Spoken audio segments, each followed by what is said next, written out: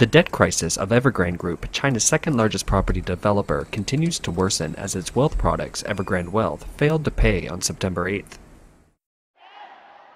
Many lenders doubt Evergrande's ability to honor its debts. As a result, victims in various parts of China have launched large-scale protests for several days in a row.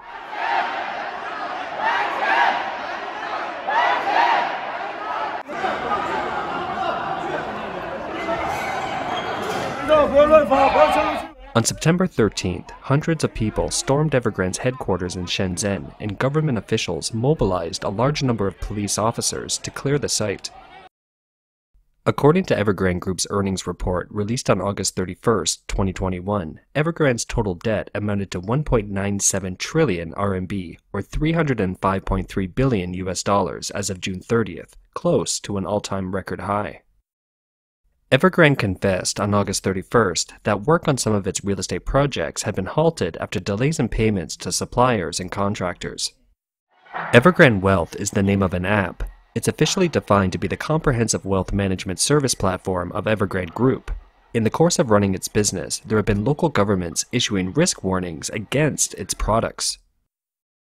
On January 7, 2020, a government agency in Hunan province issued an official document cautioning against Evergrande's financial products. Evergrande Wealth issued a statement the next day, responding that the small and medium-sized enterprise financial products sold by the company's agents were officially filed in the financial exchange and fell under the company name of Evergrande Finance. The statement was released to the public through Evergrande Wealth's WeChat public page. In September, after Evergrande Wealth defaulted on the payment, it started to delete all the articles about employees purchasing the wealth products and conducting performance appraisals based on their purchases. At the same time, it disbanded all WeChat groups that promoted Evergrande's wealth products. I think over the years, many investors have invested money in the company like Evergrande because they believe that if things eventually become unstable, the government will always rescue them. But in the past few years, the Chinese authorities have shown determination to keep China's unsustainable debt problem down.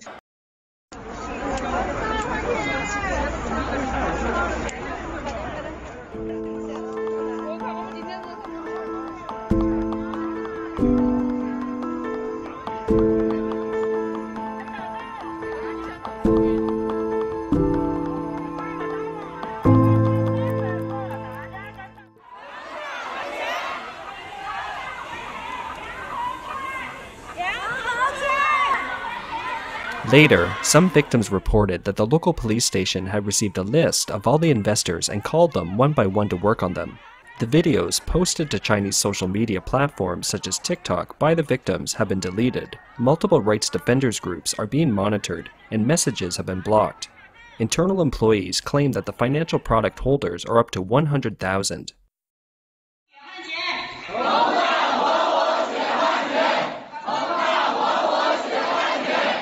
What has angered the crowd of investors most is that they have come to learn that Evergrande executives have cashed out all their investments early before the end of July. These include the wife of Xu Jiayin, the chairman of Evergrande, who invested 23 million RMB, and Du Liang, the general manager of Evergrande's wealth division. Both have cashed out all the principal and interest in advance.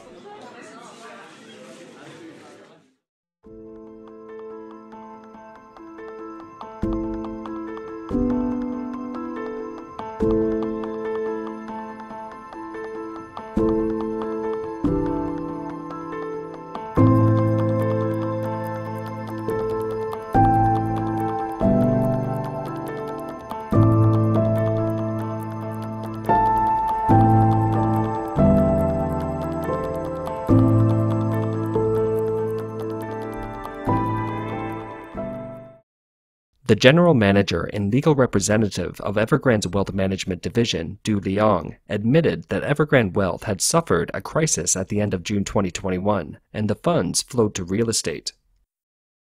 But Evergrande Wealth still raised interest rates in August to promote its products. He also admitted, after absorbing 48 billion RMB or $7.5 billion from the wealth products, Evergrande Wealth purchased 80 billion RMB or $12.4 billion of junk assets that Evergrande could not sell. Evergrande released a proposal including 3 options for repayments for holders of its wealth management products. One option is if the investors want cash, then they could be paid at 10% of the principal and interest due at the end of the month, and another 10% would be paid after every 3 months until the payment is completed. That is, the investors need to persist for 27 months to receive the full cash payment. It is questionable whether a high-risk company like Evergrande can last 27 months. The proposal also offers an option to pay off physical assets such as parking spaces or future homes.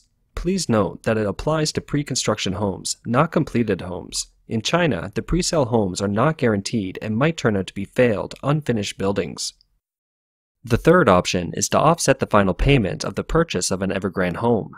However, it is expected that people who have a final payment of an Evergrande home and have purchased its wealth management products at the same time are in the minority.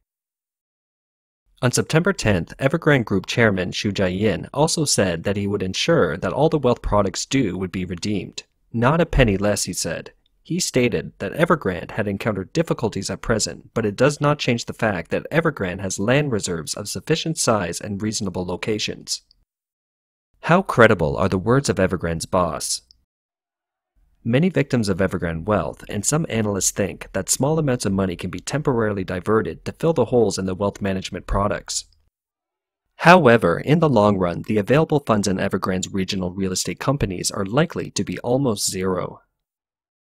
Moreover, the assets of Evergrande now fall into the category of either government-monitored accounts or loan-restricted accounts of financial institutions. Xu claims that he has sufficient land reserves, but it is pretty likely that in front of Evergrande's massive debts, the land reserved for building homes might have been mortgaged or even mortgaged several times.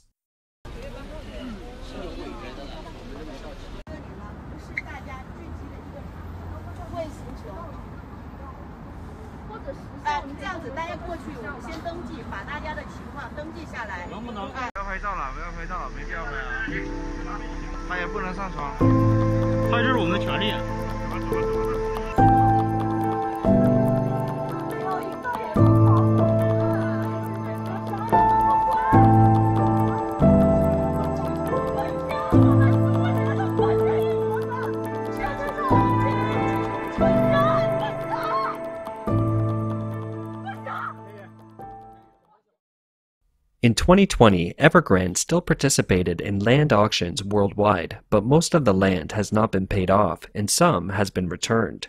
In 2021, Evergrande has vanished from the land auction market. What is the return of the financial products of Evergrande wealth? They are 6.8%, 8.8%, 11.8%, up to an annualized rate of 25%. The question becomes, if Evergrande's assets are guaranteed, Evergrande Group should be able to borrow money through banks. It is possible that the financing obtained through traditional means could no longer cover the company's capital shortfall. Thus, Evergrande has resorted to this method of financing from internal employees and external customers.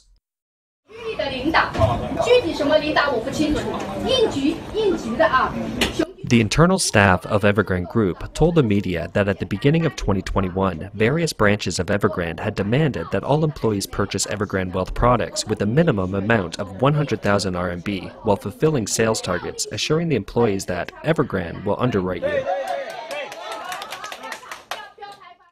The company also rolled out the slogan, "If you don't invest in wealth management products, it will reflect in your job performance, and you will be dealt with." This kind of forced financing is illegal, but many companies still resort to it under China's weak legal system. In the internal WeChat group of Evergrande employees, the victimized employees wrote this: "Good friends, money, neighbors, money, relatives, money, trusted new customers, money. This money is people's last savings. The first 2 months, the interest rate was raised to sell the products. It sounded wonderful. Now there are problems. At least give us an explanation. The leaders won't say anything. The more quiet they are, the more nervous we employees get."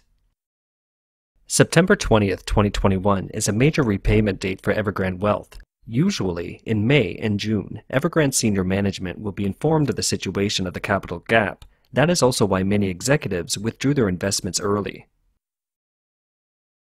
If no measures were taken to fill the gap, Evergrande Wealth's financial products would burst in September. it's expected that there will be large-scale protests by victims across the country.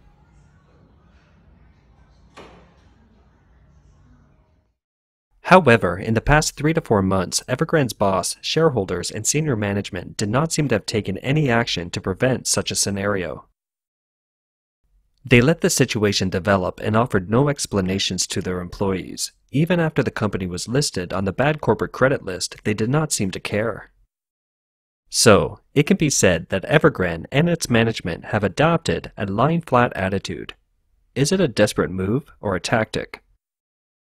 Evergrande's boss and shareholders may be secretly fighting with the Chinese government.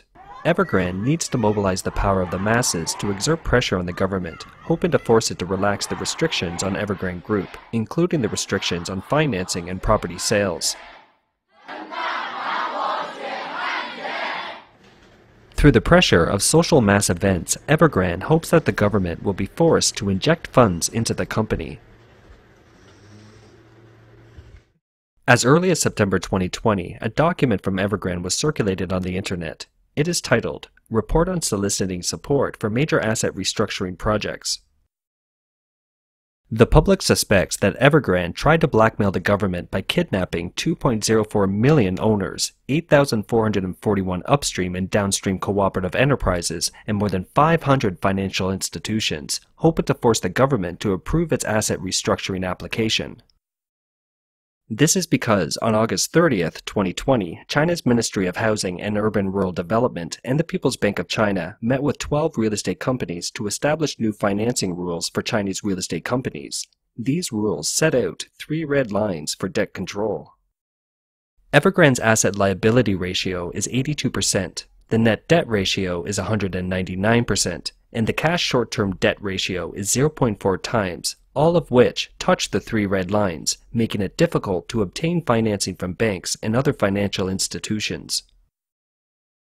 Evergrande's scheme may be that the local government has received the most significant proportion of land transfer fees in the real estate transactions. So, can it perhaps spit out a portion to save Evergrande? It also hopes that the central government can relax the restrictions so that the company can continue to raise funds. In 2020, land transfer fees in China accounted for 46% of the national revenue and 84.03% of the local government revenue. Currently, several cities are more than 100% dependent on land revenue. Therefore, local governments in China are likely to figure, we have already spent all the money, so where is the money left to fill your debt hole? The central government may be thinking, Evergrande's owners and shareholders have made so much money in the past, and now they can take some back to save themselves. The bubble of China's real estate economy is already too big. If the financial lending system is not regulated, the bubble may burst at any time. On September 13th, a document was circulated on the internet showing that the Housing Bureau of Foshan City in Guangdong Province issued an official document suspending the registration of mortgages for Evergrande real estate projects in its area. Many domestic and foreign media have republished the news, and based on this, they have suggested that the Chinese government does not intend to rescue Evergrande from its debt crisis. When a reporter from Radio Free Asia called the Foshan Housing Bureau, its staff confirmed that it had issued a joint letter with the Water Resources Bureau to suspend the registration of Evergrande's mortgages, and admitted that the arrangement might impact homeowners' mortgage loans. Staff at the Foshan Housing Bureau responded by saying, Evergrande's property? The key is that if you applied for the card, the home doesn't belong to Evergrande anymore. It belongs to you. If there is no card and the home is still under the name of Evergrande, the home is being built by Evergrande. It is a bit of a problem. Do you understand? But on September 14th, 2 government departments from the same jurisdiction issued a notice titled Description of the Situation on their official websites, calling the official online document in circulation false. It seems to show that the Chinese government has not yet made up its mind how to deal with the huge debt enterprise of Evergrande Group. 我也注意到呢，最近这个网上的一些消息哈，总的看呢，这个一些大型房地产企业呢，生产这个运营过程中呢，面临了出现了一些困难啊，对整个行业发展的这个影响还需要观察。